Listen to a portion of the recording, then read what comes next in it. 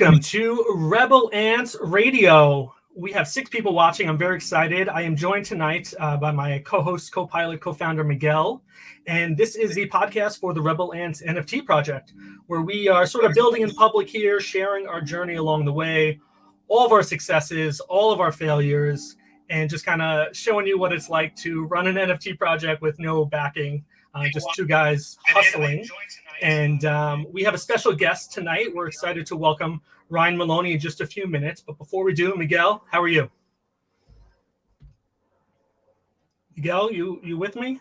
We're losing people by the moment that you're not talking.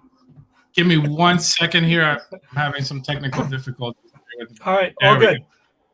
All good. You hear me now? All right. Yes. Is this more of Elon's fault? Is he ruining everything for us? It is, man. How's everything going? I didn't hear your most famous beginning speech. I am sorry. It was a good intro. I didn't use the word all right, so I feel like you would have been proud of me if you heard it. I am doing great today. We have a great guest today, Ryan Maloney. He's a great artist. He's all over YouTube. I'm sure a lot of people have seen him out there. I've talked to a few friends where I show them the intro page that we had, and they're like, "Oh yeah, I know him. I've seen him on YouTube." So I'm super excited to chat with him and see what his artistry is all about, and and see where it's going. But I'm doing great today. Nice. Let's go over a few things at the top of the show. First, I want to give a special thank you to our biggest follower, John Cena, or John, or Johnny C, as I call him. John, your follow to us means the world. Thank you for all you do. You are a true inspiration to us. Can't wait to get you on the pod one day. You know what I'm talking about. Hit me up on Twitter. Thank you. We invite you to head over to rebelants.io, where you can mint your very own Rebel Ants. It's 0.01 ETH, which right now is doing okay. ETH is going up. I think it was over 1,700 at some point this week. That was exciting. I don't know. Did Bitcoin touch 25,000, or it was just under it? Were you following? Just under it. No, actually, I think it did hit 25. It did. It did hit 25. All right, good. It's moving in the right direction. We got some ways to go before an ATH, but we're going to get there. We also invite you to head over to rebelants.io/shop, pick up some Rebel Ants merch. This amazing hat that I'm wearing here is not on the website yet, but it will be. We'll get some hats up there as well. And just a reminder that at some point during the show, we're going to throw up a secret code, and you will have a chance to head over to rebelants.io/proof, which is your proof of attendance showing that you were watching. Drop in the code. If you're the first 3 to do so within 24 hours of the show airing, then you will get a free Rebel Ant airdrop to you. Miguel, I've seen some gas fees lately of like $30, and it makes me want to not buy anything. What are we supposed to do? There's some gas fees that are super high, and then there's some that are pretty low. So, I mean, it's just inconsistent right now. I guess this is with all the fluctuation in crypto. It's just a little weird, but I think we'll get better. Yeah, your mic is doing that thing where it goes in and out again. I don't know if you can fix your sound. Is it? But yeah, we got some people joining us today. We got Universal. What up, bro? Thanks for joining us. We got Patrick. Hello from Vegas. How fancy. And I don't know what this means. Gee, you in the house? Yeah, I guess we are in the house. So let's welcome Ryan, because we've got a juicy icebreaker for today, and I want to hear from him. So here we go. Give me 1 second while I figure this all out. And we've got Ryan. Is Ryan there? Can you see us? I can see you. Can you hear me? Yeah, we can hear you. Hold on. Let me try this one more time. Can hear you, but we can't see you. Says I'm on the show. Yeah, it does say you're on the show. Okay, well, technical difficulties. Hold on 1 second. I'm going to remove you, add you back in. That is not working. Hold on. Do you want to try and exit and come back in, Ryan? I don't know if that's part of the issue here. Let me do it. Give me 2 seconds. Yeah, that was weird. That's all right. Yeah, we're going to get there. We've got a lot of... We seem to be having some difficulties today. Yeah, I'm still going to blame We'll get through it. We will get through it. We always do. Let's see when Ryan jumps back in. But yeah, that was weird that we could see him and then he wasn't on there. So let's try again. There we go. We've got some Ryan in the house. Ryan, how are you? I'm doing great. How are you? Good. We are psyched to have you here. We've been talking to you for a couple of weeks about getting you on the show, and here we are. We made it. Thanks for having me. I'm always impressed when our guests like show up because I'm like, why would they even want to be here? Like, why would they want to give us an hour of their time? But here you are, so thank you. Yeah, definitely. Thank you. Yeah, good. What would you be doing on a Sunday night had we not bothered you to do this? Recovering from a day of my kids asking me 1,000 questions and running them all over the place and trying to hide from them in another room so they don't find me. There you go. That sounds like you, well, Kevin. Look, yeah, it does sound like me. I have to go like 3 floors up just to get some privacy here. So, Ryan, if they make their way on the show, that's cool. We're happy to talk to them too. No, they have specific directions to not make a single noise. Those are some well-behaved kids. I'm impressed. All right, well, we have 8 people watching, so we're going to throw up our icebreaker question, and we want to hear from everyone who's watching. The question is, what did you want to be when you were growing up? So, Miguel, what did you want to be when you were growing up? A pilot. Really? I did, yeah. No, I really did. I wanted to be a pilot. I thought that airplanes amazed me when I was little. And is this like military pilot? Is this JetBlue pilot? What are we talking here? Private just pilot? A pilot. Just a pilot. I just wanted to fly planes. That's all. It's a tough job. There you go. That's a tough job. job. Yeah, you still can, by the way. There's no reason you couldn't go get your pilot's license. No, I'm too old. Maybe once we're rich off of Rebel Ants and we don't need full-time jobs anymore other than this. Maybe. All right, Ryan, questions to you. What did you want to be when you were growing up? Let's see. A few things. I remember the first time I saw The Simpsons, I thought to myself, I'm going to make that one day. Nice. I was like 7 or 8 years old, and I was delusional, and I am still delusional. I didn't realize how hard that would be. Always an artist, but really wanted to play professional baseball at one point and professional football and also be a doctor at the same time. Just totally delusional. Super busy. Yeah. That's all right. My older son says that he's going to have an MLB career and then an NBA career. So he's got some big plans too. Those are good. Which it'd be great if he did, for all of us, trust me. He'll retire in 10 years. All right. Yeah, real quickly. So I wanted to be a veterinarian. I was really into horses growing up. I don't know what that means, like into horses, but I enjoyed horseback riding and learning about horses. And then I learned I have like a deadly allergy to to horses, the dander that's in their mane. I would not handle that well. So I moved on with my life. I ended up getting a job at McDonald's, and I learned that I loved customer service. And that brought me into the hotel industry. Was that your first job? McDonald's? Yeah. No, I was a bag boy at ShopRite. I don't know if that's the right term. Is that a gender neutral term now? A bag person? I was a bag person at at ShopRite. That was my first job. Then I went to McDonald's, and then I've been with Hyatt Hotels for 19 years now. So this is all, that's my life, hotels.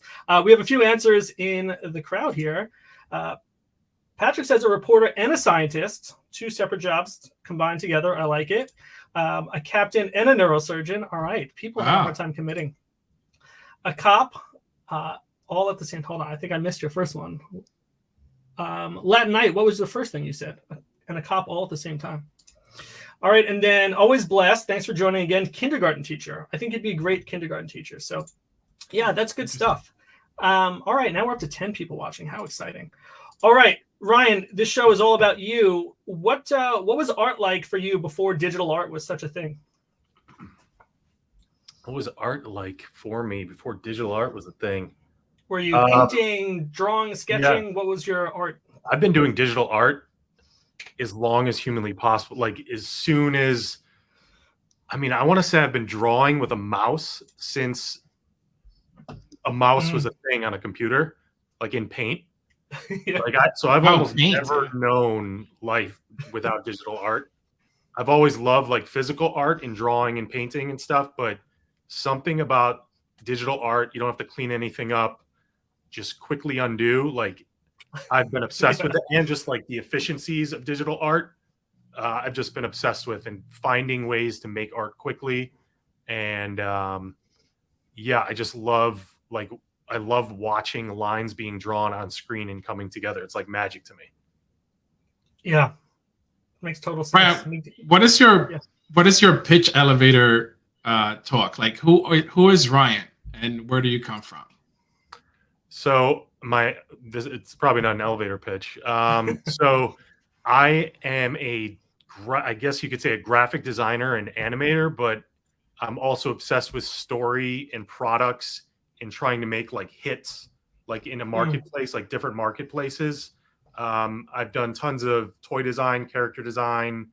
I also run my own little creative agency. I probably spend 95% of my time doing it. And I make like graphics and visuals and animated videos, from like pitch videos to marketing videos for beauty companies, healthcare companies, entertainment, and educational companies. And then 5% of my time is spent doing crazy projects, building in public, exploring new concepts like NFTs or kids' books, and blending and trying to find like the overlap in things. Always staying sort of on the outskirt of these niches, trying to blend niches and trying to bring my own, like mixing up my own niche, and then exploring and sharing what I learn. Because a lot of times I throw myself into the fire. Like when I see a challenge in front of me, Right. I'm like, well, I don't understand that. So there's got to be a ton of people that don't understand that. So I throw myself in, learn about it, create systems to teach my simple-minded brain how to learn it. And then, the byproduct of that is things that other people can learn from, a little bit of my stuff selling to those people, and then I can offer that as a service to my clients. So I would say I wouldn't say I'm totally unfocused, but I have like my day is broken up into like mostly my creative agency, and then in the morning I'm doing like video content for TikTok or YouTube around NFTs, books, Procreate, drawing, and I try to corral it into those two buckets so I don't get too scatterbrained and too shiny object chasing. And that was like the worst elevator pitch ever. That would have been a failed elevator pitch. That's all right. I think we get a good picture of what that is. So it kind of seems like both sides of that feed into each other, right? Like your interest in learning new things kind of helps drive the content and maybe helps explore new areas from your agency. Does that sound right? Correct. And a lot of it is just me looking at something and saying, like, how is that done? Like, how would somebody generate 10,000 characters for a line? When I can draw that, I can draw 50 characters in a day if I wanted to. Right. Like 10,000 would take me a year. And when I saw that, I'm like, oh my goodness, like I have to learn this. I have to simplify it for myself so I can do it, repeat it in the future, or somebody else can repeat it. Like, and pay it forward a little bit to other people. So I sort of throw myself in. It only happens like 3 or 4 times a year that I get this like bolt of lightning where I'm like, oh yeah, I have to dive into this. That's my whole thing, really, is throwing myself in, learning, and then teaching myself and teaching others. Nice. We've got a question here from the audience, and Ryan, just want to make sure you can hear and see us okay, because I think we've got a little lag going on, but if you can hear us, then we're good to keep going. I can hear and see you fine. Perfect. So question here says, you said you started in Paint with a mouse. When did you move to Photoshop or Illustrator? Which version? And when did you start using a graphic tablet and stylus? Good question. Excellent question. Paint and a mouse.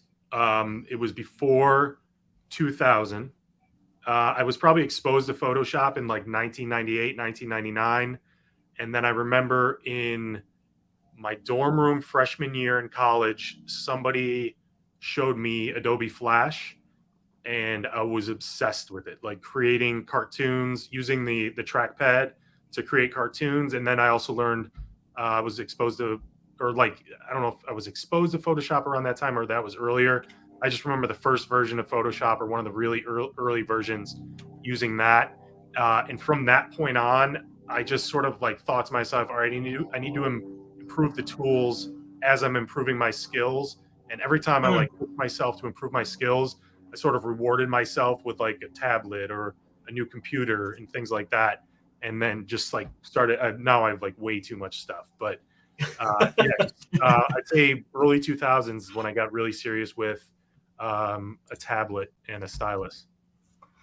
Nice.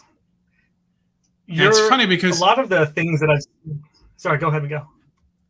it's funny because I've seen like when you mentioned that you just like to throw yourself into things. I've seen some of your videos where, for example, you were doing the 3D drawing. You were learning how to do it, and it was all out in public, and you don't really mind doing that. And honestly, like I've learned a lot from just watching your videos, and I've been using Procreate for a very long time. And there's times where I'm like, oh, I didn't know you could do that. And then it's, it comes from one of your videos. Like I remember texting Kevin and talking about it on one of the podcasts that there was something that I couldn't do and I was frustrated. And then I remember coming across one of your videos and I saw how to fix it. And I was like, oh, that's great. That took me like 2 seconds to learn. I can't believe I didn't know this for like 10 years. Well, that was like, what's TikTok happening? reading your brain. TikTok literally reads you can have a problem that you have never talked about, never searched for, and it will feed you the solution, and you'll be like, oh my goodness. Like, yeah, go ahead. It was like I couldn't believe it. Like, oh my god, that's the solution. That's so easy. How come I didn't think about that? That was all TikTok, not me. I mean, I probably learned it like 24 hours before that. Yeah. I just like anytime I learn something, I try to post it. It's like, why am I not film? Like, I need to film everything I do. Because it's just like, otherwise, I won't have any content. Like, I'm just like learning so much every single day. Yeah, well, people like me, thank you. Yeah. Glad somebody Ryan, sees I mentioned. Yeah. What is your TikTok? I don't know, the idea of creating for TikTok versus YouTube. How do you differentiate and say, okay, I'm going to learn something, I'm going to throw it up on TikTok or I'm going to throw it up on YouTube? Is it a long form, short form thing? Yeah, TikTok. Well, TikTok came out of nowhere for me. I threw up some animations. This was like it was like 2019 or 2020.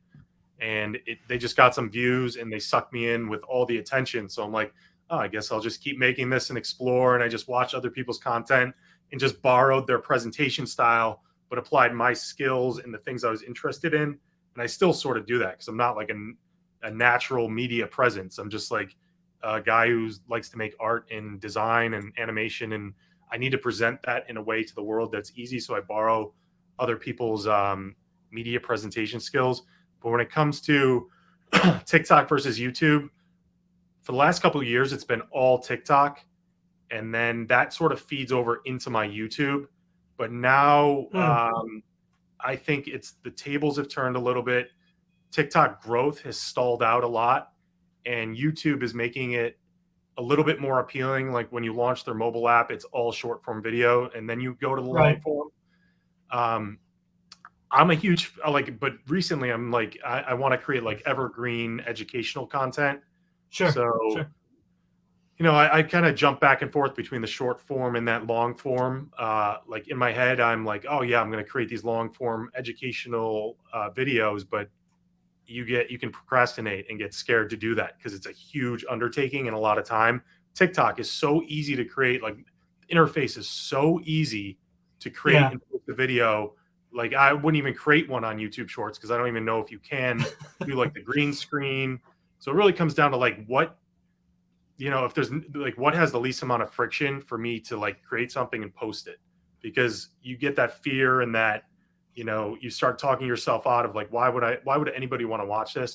If there's any resistance into hitting that post button, it makes me back off a little bit. So whatever's the really easy to create, I'm all for. And I think YouTube's going to start turning that around big time. Yeah. The shorts have really changed the game for them. It's like a whole new level for them. And, they were already the biggest in the world. And now they're taking that away from some of the platforms. Yeah. Miguel is the reason I downloaded TikTok. I was trying to avoid it, but he's like, we need to be on TikTok because he's drawing on Procreate and we're getting those clips. And I'm like, all right, I'll download TikTok. I've been trying to avoid it the past few years. Just kind of what you're saying. Like, I don't want to get sucked into something else, but it's kind of where the world is right now. So maybe I need to grow up a little bit. Yeah. And I studied like my media consumption habits, and I was obsessed with podcasts in 2014, 15 and 16. And now I see like, normal people like being obsessed with podcasts, and I start to see them getting sucked into vertical short form video. And I'm starting to feel like I'm fatigued from it. And I might be getting out of that, going into like longer YouTube formats. Right. So I wonder if like, you know, you're going to get sucked into it for a little while, but I don't think it's going to last more than a year. So, all right, you know, just kiss a year of your life goodbye. That's all you got. Watching yeah, to like stay in this cat room videos. here. Yeah. You watch so Yeah. much garbage. I can't even. Wish I could have that time back. When it comes to your art, what platforms do you use? What are your favorites For creating it or posting it? for creating? Procreate is the #1 drawing app I've ever used. It's $10. It's the easiest. I mean, your drawing as soon as you open it. My 7-year-old daughter can do it.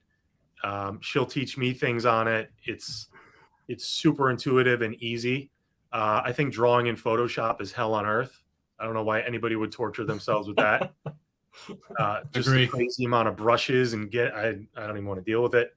I like Adobe Fresco for clean line art. There's a little bit of a lag in the iPad, but I also don't have an updated iPad. I'm waiting until mine completely dies to get a new one. And then huge After Effects fan, not for drawing, but for animating. After Effects, I've been getting back into Adobe Animate, which was Adobe Flash at one point. And I like Adobe Character Animator for automating voice and facial movements in your cartoon characters. Wow. Interesting. I could keep going. I could keep going. Hold on, we got a question here. Have you ever had any traditional art training? Yeah. I was an artist all through elementary, middle school, high school, did the advanced art thing. And it really took off when I realized I could schedule all of my classes in high school, using a lot of art. Like I'd take regular art class, advanced art. I could fill up like half a day. And then I played football too. So I could take classes with my football coaches. I could fill up like 6 out of the 8 periods with art and football. One of those could be lunch too. And it was like, I cruised through. I could even take my art clipboard and tell my teacher, I'm going around the school to draw people. And she'd be like, okay, yeah, cool. Bring it back at the end of the period. So I really could like coast through really nicely. And then I went to Carnegie Mellon in Pittsburgh for college. And I was a fine arts major there and did a lot of traditional art, like a lot of life drawing, a lot of digital art too. I don't even remember the names of some of the early animating programs I was working on there. Exposed to a little bit of 3D, but I could never really hook into it. And everybody around me was like the most genius 3D artists I've ever seen. They all make like all the big video games you see now. Yeah. I probably should have stuck with it, but I didn't want to sleep over in the studio like they would do. They were not. But traditional, I was always traditionally trained, I guess you could say, but I always had like the attitude of an entrepreneur, like, well, you can teach me this in class, but I'm going to go home and learn all of the things I really like at a much faster speed. And I also loved cartoons and comics, and a lot of my traditional art in colleges, they didn't like dissuade me, if that's a word, from creating comics and cartoons. But they didn't really get it. I don't think they took it seriously.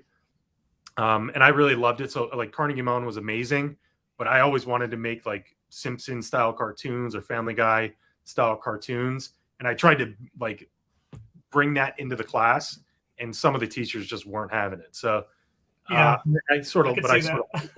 like pushing people's buttons with that stuff. So yeah. Who were your biggest artistic influences? I mean, once I remember being in my basement playing with all my brothers and friends, but I was like 7 or 8, and everybody in the basement stopped. They just froze when the TV went on, and I had my back turned towards the TV, and I just saw all their faces, and I was like, whatever just happened, like I want to create whatever's on that TV behind me, because it just like everyone just chilled out and laughed, like a smile on everyone's face. And I turned around, it was The Simpsons. It was like that, one of the first episodes. And so The Simpsons was the biggest influence. And then I taught myself to draw with Bruce Blitz's cartoons, a VHS drawing tutorial series that my aunt and uncle gave me. and I wore that VHS tape out. I was really young I guess doing that's really evergreen, huh? A VHS teaching you how to draw like yeah, that. yeah. The original always YouTube. works. The original Yeah. YouTube. Yeah, that was and then I spent a lot of time in the library in college for some reason. And I would just open up art books, and I like traditional artists like Jonathan Borofsky, like a sculptor, then went to Carnegie Mellon. Forgetting some Jim Dine was like a rough sketch artist, just did like anything with like a ton of like crazy attitude in it.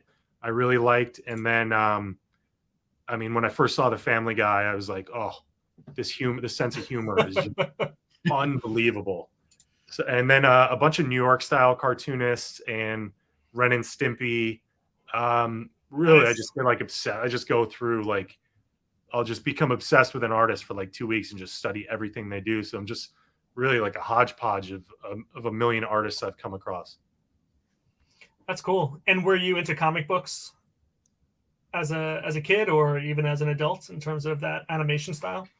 They were always around, and I respected the style. And I actually like have a natural comic book drawing ability, but I never was obsessed with comic book stories. Like I've drawn almost a full comic pitch. It was pretty decent. Like I could probably do it again. It was like Feather Force for a toy line that I was pitching. But I don't know. I've always like been interested in the fact that I wasn't interested in comics. Like I don't know why. I love to draw them and I love to tell the stories, but I don't like to read them or look at them. I don't know. It's a very strange thing. That's cool. We accept you for you. That's all right. Thank you. Maybe that's the rebel inside of you, that little rebel. Oh, definitely have a rebel in me. So let me ask, because Carnegie Mellon's kind of a big deal, I think, in whatever anyone going there, they've got to be, pretty good at what they do. Did you find that education translated into life after college in any sense, even in terms of running your agency now? Yeah, so let's see. I think it was a great experience. The socializing and meeting and being around people that are 1,000 times smarter than you literally made me smarter. It made me think differently. Yeah. The classes were really great, very interesting. But my biggest gripe coming out of college, like I remember graduating and thinking to myself, what do I do now? Like, oh wait, they didn't teach me of what I do now. I don't know if that was a good thing or a bad thing, because that set like a panic in me to have to figure it out. I mean, the best things I learned were football, like just the discipline from playing football there, and taking like the different types of groups I met and being involved in all of these different groups and like connecting some of them and like understanding how like I would show up in my art classes with like ice and tape all over my shoulders from football. And they were like, they'd be like, you're an artist that plays football? And then I go to football and my coach would be like, you're an artist. Like what you're an artist? Or what do you do in art classes? Like, I love the, like never being able to be labeled, like kind of people, confusing myself, and like that anxiety and that chaos kind of like creates like, I don't know, content and topics for me to explore and create. Yeah, definitely a rebel. I can sense it. Yeah, unfortunately, it's tough. It's just because I love that chaos. Yeah. And so, what happened to football? Did you like hurt your hand or something, and then you couldn't draw? And you gave up on football? No, you just get banged up all the time, like every practice. Injury. I didn't think I was going to go pro. I always, like, towards the end of my college career, you're not going to go, like, it was Division III. I'm not going to go pro. So I just started really focusing on like art and didn't really have a portfolio at all. I probably should have put together a portfolio, but I moved to New York City after that, very unprepared, like no art portfolio, no money, just slept on my friend's couch and just emailed like 2,500 people from the Carnegie Mellon alumni director. That was, that is what I got from Carnegie Mellon, is that alumni directory. And then somebody eventually offered me a job as a designer. So it did pay off. If that didn't work out, I'd be like, oh man, school, no, not worth it. But it was definitely worth it. Yeah. Nice. Do you feel that Do you have any favorite time of day to like create? Like, do you just create whenever? Does it come to you at any point, during the day, or do you plan it? How does it work? 100%. I'm all about like the waves of creative energy during the day. As soon as I wake up, I have a 2 to 3 hour wave of energy and unbelievable focus to like I can create a ton of characters, a ton of pages in my books, and I basically 7 a.m. to 9 a.m. Sometimes at 10 a.m. are completely personal projects. Like Crunchy Cows was designed then.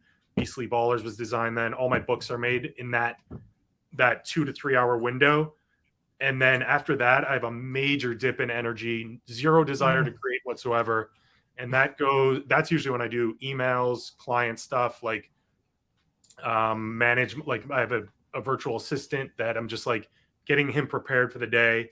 And then really my next wave of energy is probably like good creative energy is probably like 3 to 5. And then I'll have another dip. And then I'll have a nighttime peak in energy and creativity probably from 7 to 9.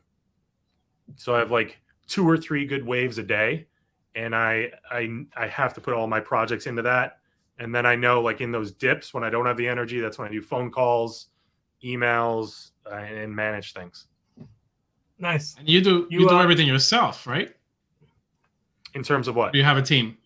In terms of everything that you do, like I know you have your books out, and you have your artwork, you have the Crunchy Cows, the NFT. Like, is all the videos that you do, the editing, is that just all you by yourself? No, it's mostly me. For Media Love, my creative agency, I have a full-time virtual assistant, but he's a project manager. He's awesome.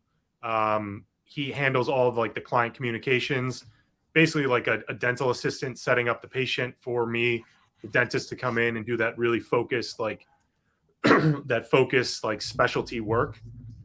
And then Crunchy Cows was pretty much all me. I had somebody write the contract, but those were like contracted for hire.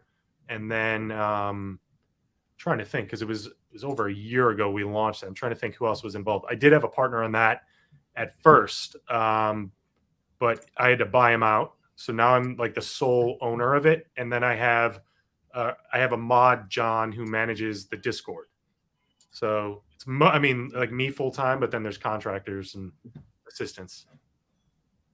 Yeah, I think that's our problem. Like, we have so much going on, and we're trying to do everything ourselves, and it's just difficult to manage all the social media. It's like I know that there's times in the day where I'm texting Kevin like, "Hey, we need to post this. Hey, we need to do this. We need to say that. We need to post this video," but it's extremely hard and exhausting. Yeah, so. I know I'm still burnt out, and like when I think back, it was October 2021 we launched Crunchy Cows. I still feel the feeling of exhaustion during that period. Wow. Having to learn every day, learn all these brand new terms, learn about smart contracts, deploy a contract. Ethereum was at ridiculous prices. Gas prices were like over $80 per airdrop. It was such like, the greatest learning experience in the last 3 years, but I'm still extremely burnt out from that. Really burnt out. Crazy. Well, listen, speaking of Crunchy Cow, that is the secret code for this episode, Crunchy. So anyone who is listening or watching, head over to rebelants.io/proof, drop in the word Crunchy, and if you are one of the first 3 to do so, you will get a free Rebel Ant airdrop to you. Kind of depending on when the gas fee is not terrible. So Crunchy is the secret code for this episode. So head on over. So Ryan, if you were to do an NFT project again, what would you do differently than Crunchy Cows? Let me think about like the things I'm proud of is like generating the characters and demystifying that whole process. Yeah. Breaking that down. And a lot of people have thanked me for that and like teaching them like layering in Procreate. I think like finding the utility early on, like the long-term utility of why people would collect these and want to be involved. I think that is one thing I would have focused on before I launched, because I had to learn about that afterwards. Because my first line was Beastly Ballers, and that was very simple, just creating art, not even generating characters, and putting that out. And I didn't have to worry about any. I didn't have a Discord. I didn't have, utility. It's just about collecting these characters, which is like my main interest and what I'm really into. But when you launch an NFT line with a contract on OpenSea and you have a Discord and people are in your community and they're investing in your NFT, it's more like a hedge fund, or like you're managing somebody's money almost. Yeah. And you have a responsibility. Yeah, they expect returns. Yes, you have a responsibility, and that's the greatest pressure that I've felt. And I think I really would have like defined the utility after that, or like way before launching that. Right. I think that's important. Yeah, I mean, that's, Miguel and I have talked endlessly about different types of utility, but neither of us are programmers. So it's really, what can we come up with that's accessible to us and that maybe has value to a community. So I think for those non-technical people, it is really hard. I don't know that anyone could just put out the art, but I think you're probably more likely to be able to put out the art than put out a contract with some really unique or interesting utility. And I think our hope is that over time, some of these no-code platforms, like we've used Bueno to launch, or just some of the other platforms, will kind of make it easier. Manifold is doing that right now with their burn mechanism. So hopefully those tools become more available so that it's even easier for someone to get into the game than kind of saying, oh, I need an artist, I need a programmer, and all sides of that. Yeah, those platforms are really coming together. Like when I launched a year and a half ago, very few. There was like Nifty, can't even remember the name of it. There were a couple, like 1Mint is trying to do it where you can generate your characters and deploy contracts. But yeah, that will make it a lot easier and a lot more mainstream for like companies, like brands, to launch their NFTs too, because it's a very complicated project to do it without those platforms. Yeah, right. And we've seen the big companies still fail at it, even with the resources, right? If they just don't know what either the space is interested in, or they don't know how to execute properly, it's like, well, they maybe made a fool of themselves and blew a ton of money and hurt their reputation. So kind of not getting it right the first time is a bit double-edged, right? Because you want to explore new things, but you don't want to fall flat on your face. So it's a tough system out there. Yeah, and the problem with a lot of brands reached out to me about launching NFT lines, and we were like contracted and scheduled to do it. About a year ago, like 4 or 5 big contracts, and then they're so scared about the news, scared about like in the market, that they all pulled away. They all, like the tide just just went back, and they were all out. So working with big brands is like they're still too scared to get into NFTs. Wow. I mean, we've been seeing lately, like all these huge companies, like name brands, really getting into the NFT world now and really, dipping their feet into it. I personally think, and I've said this before in some of our casts before, that I think that NFTs is a great platform for just artists in general, right? Because you think about just years ago, an artist didn't have a voice. It was like you were in school and you have your buddies who were like really great at art, but didn't have a place to showcase it. And I feel like the NFT world does that now. So I feel like it's really important to get that NFT moving forward, that NFT platform moving forward for all these different artists that are out there that are undiscovered. Yeah, I think it's great for them. I think it's just, I think you can, because you can show regular one-off work, or you can generate a line of characters, right? Or you can make motion graphics and unlock things with NFTs. There's like a lot that people can do. So it's I think it's great for artists. It's great for brands. It's great for artists. I think it's still to go mainstream and be like, everybody needs digital wallets, and the term NFT will almost need to fade away, in my opinion, because there's so much negative connotation around it right now. Yeah, it's got to go the way of like MP3 or DVD or VHS, and then exactly the usefulness is always going to be there, like creator royalties, on-chain transactions. That, like, how can you even argue that is going to be like the wave of the future? Like, there's no way, like, everybody's going to buy a car on chain. Like, everything is going to be listed on chain.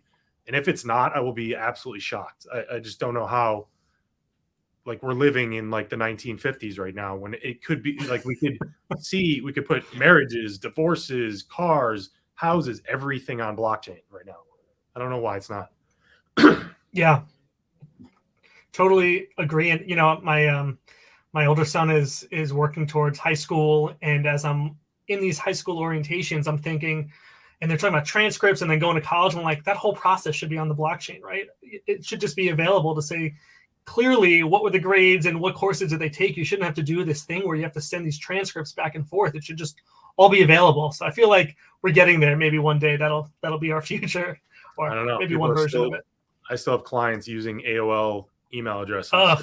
I don't know. Yeah, that's rough. People And they're contacting you. I feel like those are two like ends of the spectrum. You're so far on the advanced side of the like digital art, and there they are stuck with their AOL. Yeah, they'll always need me though, because they just don't want to take the time to learn or get better at digital stuff. Yeah. We got a question here. You mentioned children earlier. How do you balance the family man / creative artist / paid designer aspects of who you are? I don't do balance. Like I don't ever think to myself, "Oh, I need to balance now." I just go by like what I want to get better, and I just put my attention in that, and I try to create simplified buckets for it, but my brain is extremely scattered, so it can focus on 5 million things in a day. But when I zoom out, I need to know that, all right, 7 a.m. was my personal projects, my art, my design, like my books, my NFTs. Then I zoom out and I see, all right, from 9 a.m. to 5 p.m. was Media Love Creative Agency. But within that time, I was doing 5 million things. So it seemed like to normal people, they would say, wow, you need to focus. You need to do one thing. But to me, I am doing 1 or 2 or 3 things per day. It's just in these like buckets that only I can see when I zoom out.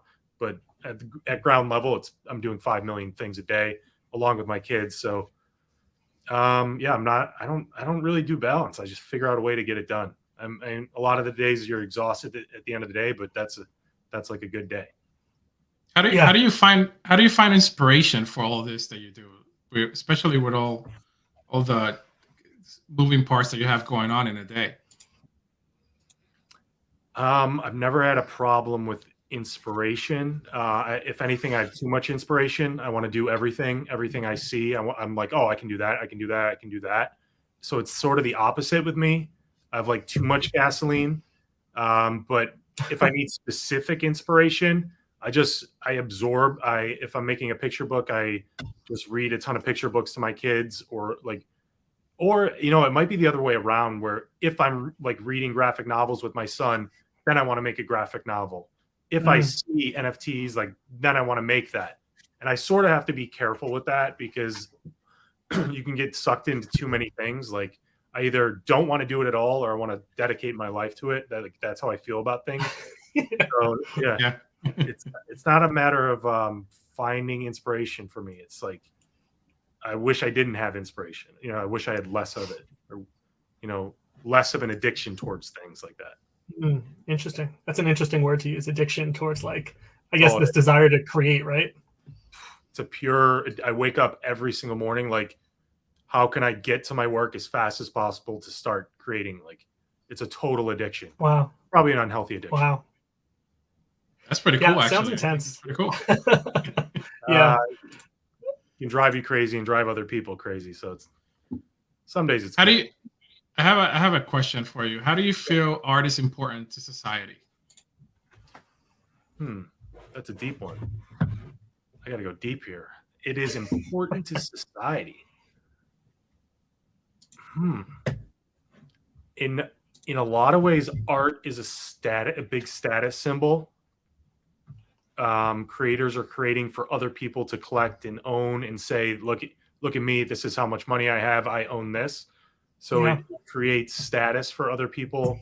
For the artist, I know it creates like an outlet to like explain and lay out like how they see the world, but also like what's in their DNA, and like explore like their pains and their stories, and like express like what's going on in their world. So it's sort of like therapy for the artist, or like you have to create it if you're the artist. And then for other people, it's entertainment. in status, and it's sort of like a relief on their, like a getaway on their end, like a person owning like a great painting, waking up every day like super happy that they own that. It's, in a way, it's sort of like a drug. Like it's almost like a drug for creating it and a drug for other people. Like, yeah, it's, I don't know if that answers the question or if that even makes any sense.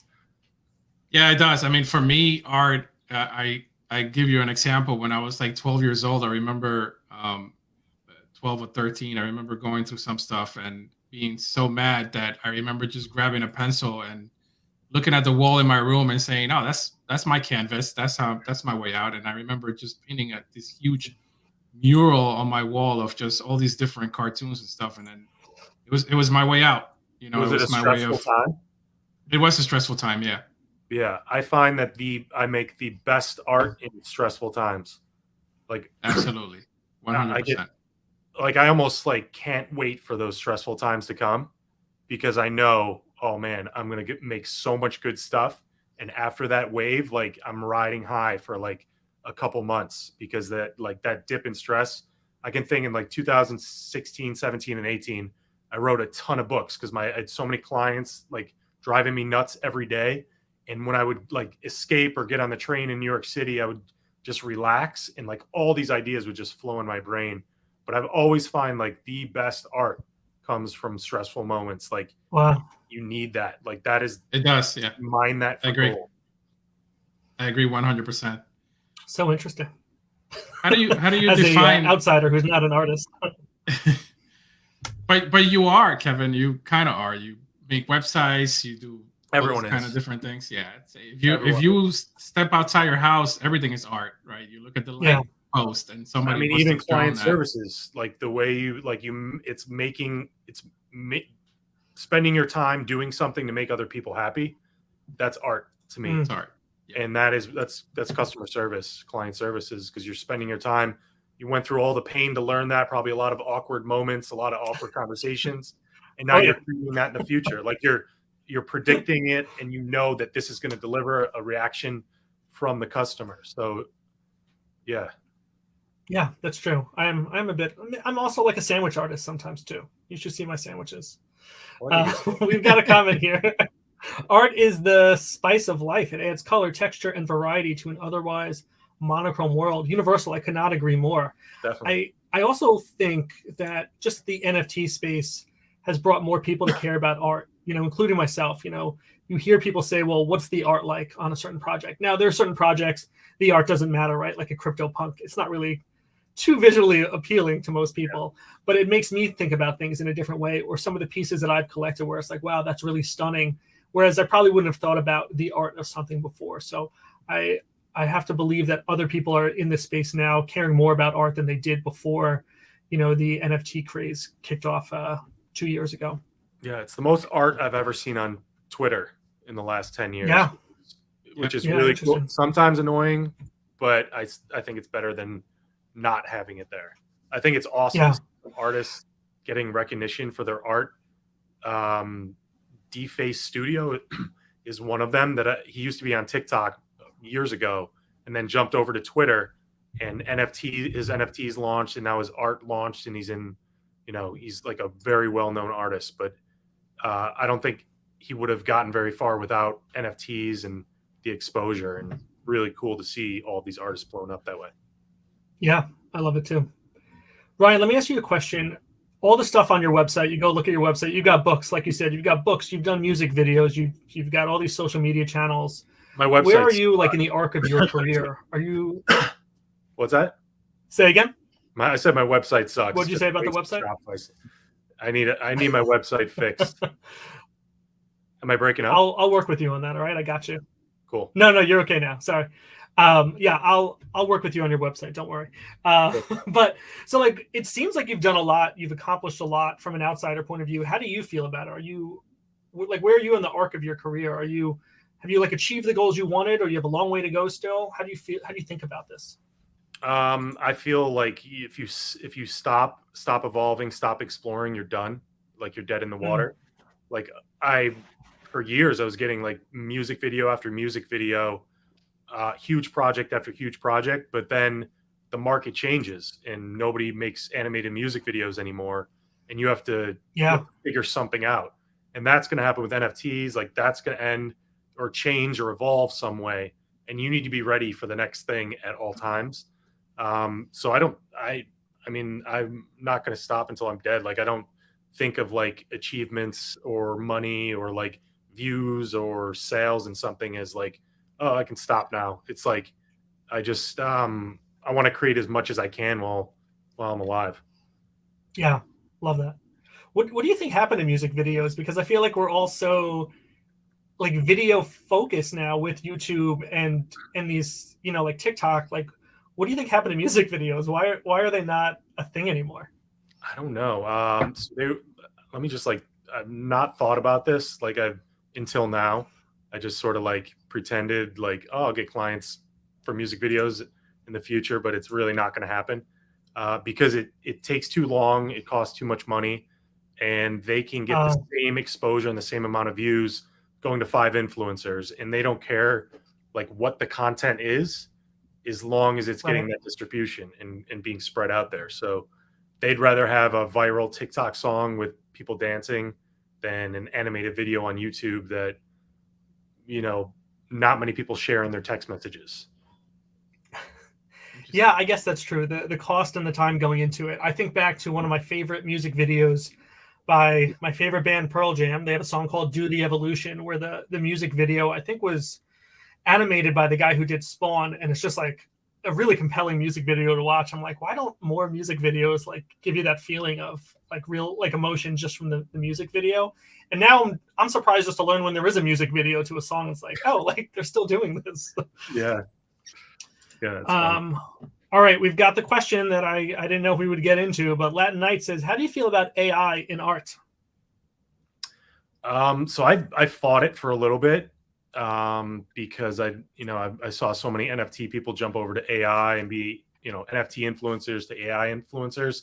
But then I tried it and I wanted it to be bad. I wanted to have an excuse not to use it. Same. And I was like, whoa. Yeah. Like, it generated some artwork that would take you hundreds of hours, and it did it in 20 seconds. Crazy. I used Midjourney, and the way I'm using it, the way I'm using it is to do the legwork, to do the variations. So I'll come up with one design, and then I'll type in some prompts, and I'll try to get, you know, as many other variations as I can. And it's not to use them, but it's to show myself, all right, that will not work. So it's like, using that as a negative, you know, a way to remove things that I don't want, so I don't have to think about it, so I can focus on what will work. So that's how I'm using it now. But I can, once it starts creating layered Illustrator files, layered Photoshop files, even Procreate drawings, even After Effects files, it's going to be crazy dangerous. Like, it's going to be a little bit scary. Yeah. But I hope to be throwing myself into the fire and learning about it to try to be one step ahead of it. Yeah, so I felt the same way, and then we had an artist called Jessica. She goes by the name of Wonder Mundo in our podcast, and she opened my eyes to a different perspective of AI. She mentioned that, you know, some people that don't have like you know, arms or whatever the case might be, you know, that there are issues that they're having physically, they might not be able to express themselves artistically. And AI is able to do that for them. So that kind of opened my eyes to that part of AI, because I was very anti-AI. And I was like, no, you know, that's not a real artist. Like, what are they doing? You know, like I thought everything negative until she like mentioned that. And I was like, wait a minute. Yeah, that's a cool way of looking at it. That kind of makes sense. I think that's cool. That's cool. And that makes me think that it, you know, anybody, even like not even just a physical disability, but say, you can't sing or make music, you know, it's going to be able to make that and express yourself that way. And then I try to think even further ahead. All right, if everybody is an artist, was that going to make the physical artist more important? Like, or is it going to make art less important? I think it's going to create like a revolution of physical, like things in the physical world again, somehow. Well, full circle, huh? Hopefully. It'll probably be like digitally integrated somehow, though. I don't know, like crazy 3D printing or something like that. Yeah. Interesting. How do you define success as an artist?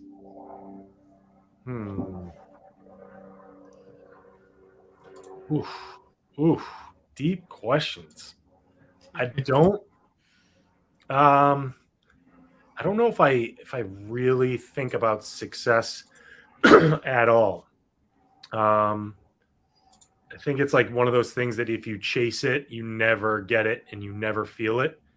It's like I'd say it's doing something that at the moment you feel is you're not confident in doing it, but you push through it anyways, and then you can look back on it in a year or two and you say, I'm really glad I did that. Like that really added up into something that like people have talked about, or it's changed some people's lives. And that I'd say that more than like money or views is how I look at success. Like money and views, it all can be taken away very quickly. But like these like bedrock art creations or whatever you do or whatever you create and like affecting a lot of people, you can always look back on that and like feel good about that. So that if I'm going to define success, that's how I do it. And yeah, I don't know if that answers it. Yeah, it does. It does. Ryan, when I looked at your YouTube channel and then I sort the videos by popularity or like most popular, like the NFT ones are like heavily on the more popular side. Yeah. Is that something you like embrace and you lean into? Like, all right, if I post anything with NFT in the title, like it's gonna be a hit. Or I know you've kind of expressed some concern about niching down or just being like the NFT guy. How do you balance that? It's a struggle I go through every day and think about every day because I know it's like it's on the table right there. If I want those views and I want that exposure and I want that advertising money, just put NFT in the title. That's all I have to do. Yep. But if I do that, like you're totally stuck. Like I'm just like in college, like being part of like football and art, like I need to push and like be part and not be labelable, if that's not a word. But I love NFTs and I love exploring that, but I need to create also the content that like my soul, my heart wants to create. Yeah. NFTs are still there. And like when I can cross and combine those, like that's good. Like when it's a hit that way, I love that. But it's tough when these like algorithms want to bucket you into these niches. It's really difficult because then you just end up creating content for the algorithm versus what you really want to create. And what I really want to create is what I'm interested in today, what I see out, like how I see the world. Like that's the most interesting thing. And like teaching other people, and NFTs are in there for sure, but just being that NFT influencer or like, you know, talking about prices of NFTs, I can't do that because like I'm out exploring too much.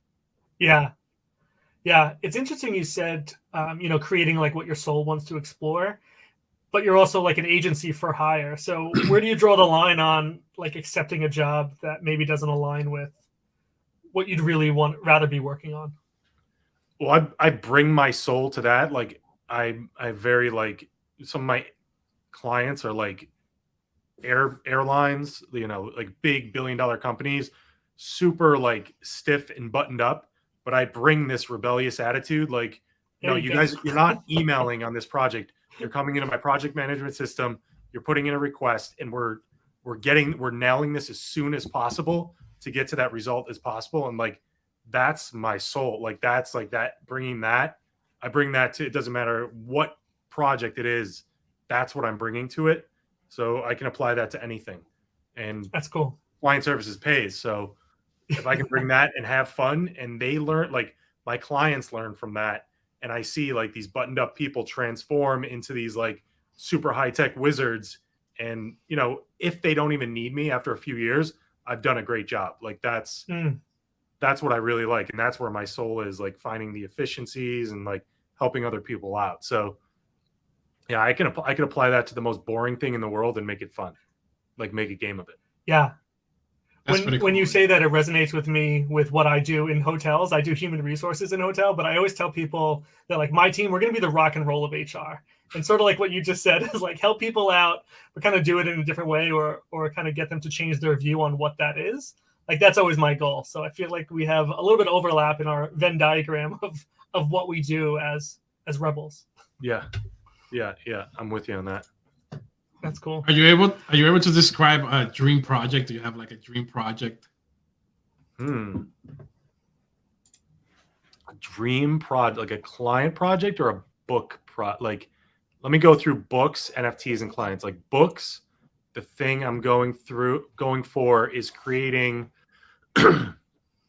like a Mo Willems style, like something that is like viral on the tongue, like a very simple kids book series that is like, the IP is a hit so that it can be licensed out as toy characters and other merch or cartoons, but starting that with a very simple book that like kids and parents absolutely love. Like that's my goal in books. In NFTs, turning Beastly Ballers into a hit, but not doing it the traditional way with the Discord, doing it through some sort of like animated series or digital sports league. Crunchy Cows is always going to be like my educational line, always like pushing and creating things on there. And then in client services, my dream is not a project, but it's always to like create like this easiest productized system for people to get like world-class animation and design in a click of a button, as easy as ordering from Amazon, and like building the team and the product behind that. And then whatever projects come into that are awesome. But I don't really think about dream projects. It's like, what are the best systems that I want to build so I can live like a creative life. Yeah, it makes sense. What is the best piece of art you've created? Like which one stands out the most to you or means the most to you? Probably my books. Like my books are like, they're like bricks to me, because like at the time I have zero confidence, and it's like that saying, like Kurt Vonnegut, it's like he feels like an armless, legless man drawing or writing with a crayon in his mouth. That's what I feel like making these books. I think they're terrible. I think I'm wasting my time. I think everybody's going to make fun of me for doing this. And then 2 or 3 years later, I have so many people coming up to me like saying it's their favorite book. And like that just makes me feel so good. So pretty much every one of my picture books, and I've finished like a massive graphic novel. Those are my favorite. And then some of the things with the music videos are really cool. And then just staying alive for 10 years and working for myself. That's also what I'm pretty proud of. That's cool. What the books that you have, are your kids, like Easter eggs inside of there, or like how do your kids kind of play into your art that you create for yourself? They give me ideas, and I annoy the hell out of them with reading them to them. They have great taste. So I can say, hey, I have this idea, and they'll be like, I can just tell by the look on their face, no. But if they like say, oh, yeah, and you can do this, and they start giving me ideas, I know there's something there. But I go read to all of their schools, and it's pretty cool that they get to like be on board for this little book journey. I don't know where it's going to go, but yeah, they're a part of the ride. That's really cool. And when those books, I mean, you're doing the writing and the animating, right? Illustrating, yeah. The illustrating, sorry. Yeah. And so what's that writing like for you? Is that a skill that you've always had, or is that part of your education? The only way I can describe it is it's in my bones. Like I feel like it, like I just hear, I'm a terrible singer and songwriter. I would never be able to write a song, but I feel like I have these rhymes. Like when my ears hear people say things, it just like, it feels like a guitar tuning, and I just store them in my brain or write them down. And then, sometimes stories will just come to me and flow out in full form, a full book. Sometimes I'll have to fight through it. And I'll have an idea, like Ice Cream Robots is a book that took me like 3 years to write. about like an angry ice cream man, like the soup Nazi in Seinfeld. And I'm like, where am I going with this? And then until I put like the expression is like, let your pain sing. Until I put myself into that and write about what I'm really going through, then the book comes alive, and then I finish it very easily. But if I can't finish a book, I know I'm holding back and not saying what I really want to say. Yeah, but the Dave Gravity Goes Loco, I wrote in one stream of thought in walking 10 blocks in New York City. Other books I gotta fight. Wow. Like I gotta fight like crazy to finish. Is that your creative blocks? I'm curious. Creative blocks, but I never let them win. So I'll either abandon the project totally, or I'll fight through that and like figure it out, and just say that those blocks are what I need to go through to figure it out. So it's a torturous process, to sum it up in a few words. Do you have any techniques? Any techniques you want to share for overcoming those creative blocks? I need some of those techniques. So actually, morning pages. I didn't believe in it at first. Write out, and you won't even believe it when you're writing the morning pages. Just take out a piece of paper, write 1 to 3 pages every morning, first thing in the morning, just whatever you think. You'll actually hate the process. You can even write about how you hate this process of writing. And for some reason, after you do that, you find yourself creating throughout the day. Wow. And you still feel like, oh, I'm creatively blocked, but you're not. Like you got it out. Those blocks are just fears, procrastination, worries. But you work all of that out on morning pages, and then for some reason, crazy stuff flows out after that. I'd say that stepping away, tell your brain that you're only allowed to create for a certain amount of time, and then all of a sudden it will create. It's like telling a kid not to do something. That's all they'll want to do. So I do that with my brain. Find your rhythms, find your time to create. That's the biggest thing. Like you're going to have a good wave during the day. Find that rhythm, find that creative time, and keep doing that like 30 days in a row, and you'll have something pretty airtight. That's so cool. Are you a pen and paper kind of guy for your morning pages, or is that on the iPad also? Now I do iPad, either in there's an Apple app, Freeform, where you can write and do Post-it notes. It's a little bit laggy, so I'm in Procreate doing morning pages. Wow. And I did do it in notebooks for many years. I have like a stack of notebooks, but wow, digital works just as well. That must be interesting to go back. Yeah. It's horrifying. It's pretty horrifying. I don't know if I'd want to never read go back and read it. Stream of thoughts. Yeah. Never go back and read it. Never go back. But you keep it for some reason. Yeah. Yeah. All right, Ryan, we are approaching our time. I want to respect you and your family's time as well. So I will leave you with this last question. Where can people find you and get in touch with you? You can start on TikTok, ryry.art, or my website, ryry.art. And then my handles are all over the place online, but you'll find me. TikTok and YouTube are where I post the most content. Yeah. Awesome. Well, thank you again for your time. It has been awesome chatting with you and kind of peeking behind the curtain of the videos that Miguel and I have been watching for the past couple of years now, and kind of learning a little bit more about you and your process. So thanks for sharing that with our crowd here as well. Thanks for having me. Appreciate it. Yeah. Miguel, have a great night as well. Thank you all for joining, and let's do it again next week. We have another guest next week, Plum Inferno, who will tell us all about how to be safer with the Web3 things. She's a Web3 security expert. So, all right, Miguel, Ryan, have a great night. Thank you both for your time. Rebels who are with us still, be well, and we will see you again next week. Ryan, thank you. All right, thanks, guys. Talk soon. See ya. Bye.